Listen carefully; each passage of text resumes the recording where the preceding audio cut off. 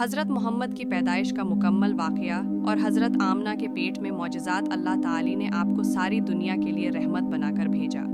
آئیے ہم اس بابرکت سفر کو حضرت آمنہ کے حمل سے لے کر ولادت تک بیان کرتے ہیں۔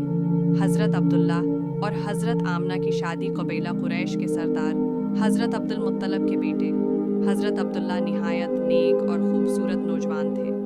ان کی شادی مکہ مکرمہ کی نیک سیرت خاتون حضرت آمنہ بنت وہب سے ہوئی۔